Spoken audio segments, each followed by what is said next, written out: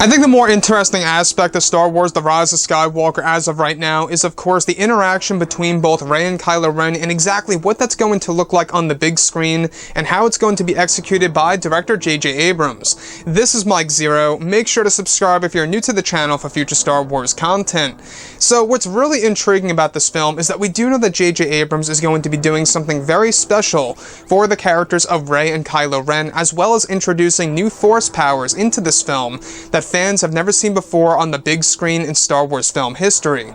Now, these past couple of weeks or so, we've been learning a whole lot more about this movie, and when it all comes down to one of the concept art descriptions, this is where things begin to get very exciting for Episode 9. Now, specifically, shot descriptions consisting of both Kylo Ren and Rey fighting on a large battlefield in front of the headquarters of the First Order. It's described that Kylo has the upper hand in the moment where both of their sabers are locked together, where Kylo is pushing her slowly down toward the ground, where eventually Rey is able to kick Kylo out of the way, breaking herself free, where she sprints towards Ren and locks blades with him. It's explained that this is where the environment around them begins to morph into a strange Sith temple / Sith cave, where they are said to be fighting underneath Darth Vader's fortress, and in front of 3 large abstract statues that have ancient Sith code written on it and glowing in a gold color. It's described that eventually Kylo uses Force lightning against Rey while fighting in Vader's Sith cave underneath his castle, where Rey blocks the attack with her lightsaber. The last describes a moment in which they lock their blades together again, where they are now said to be fighting on top of the First Order headquarters, where the large red flag of the First Order is seen below them.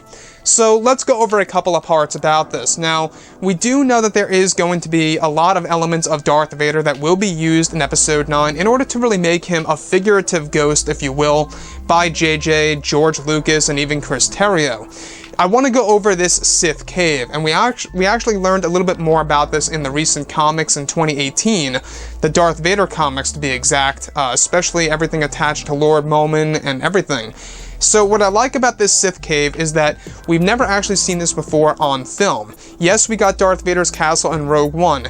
Yes, we got to see the back-to-tank of Vader.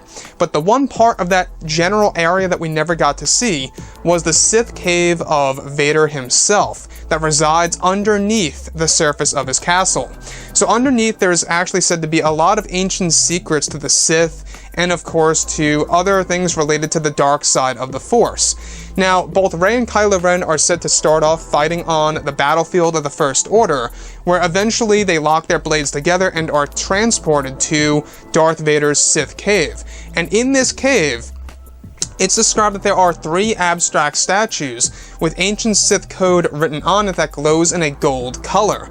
Now, I'm not quite sure exactly what these large statues really are. They're not statues of people per se, but they are statues of just abstract objects that contain Sith code that glows in a gold color of some kind.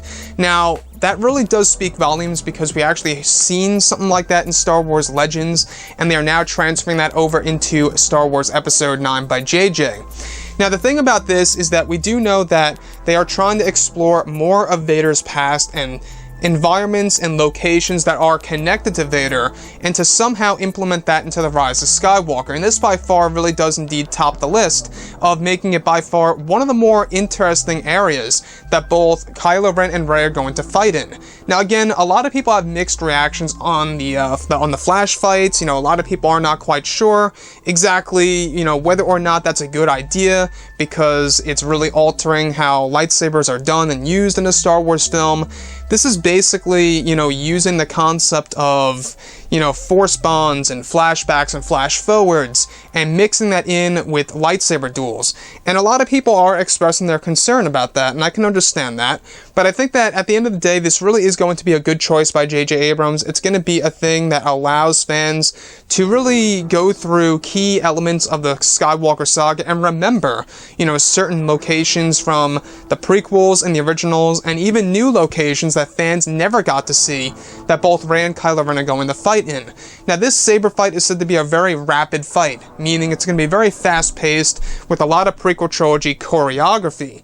So you can almost think of it as a competitor to the Anakin versus Obi-Wan duel in Episode 3, Revenge of the Sith, which I honestly think is impossible to beat, but we'll have to wait and see exactly how it's going to be done on the big screen by JJ, what the music is going to be like, what the acting is going to be like between both Adam Driver and Daisy.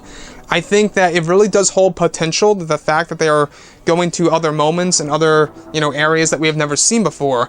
And it all ends with the sequence in which they are fighting on top of the First Order headquarters with the large First Order flag below both Rey and Kylo Ren as they are fighting each other to the death.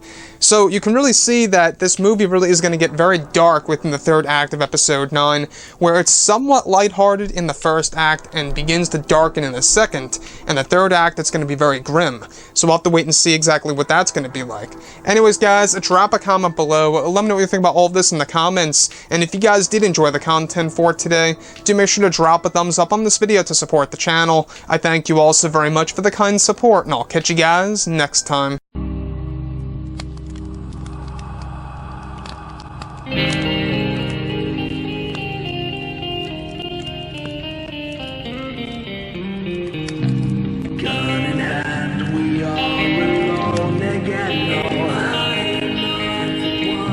From night to moon, we hear them moans again.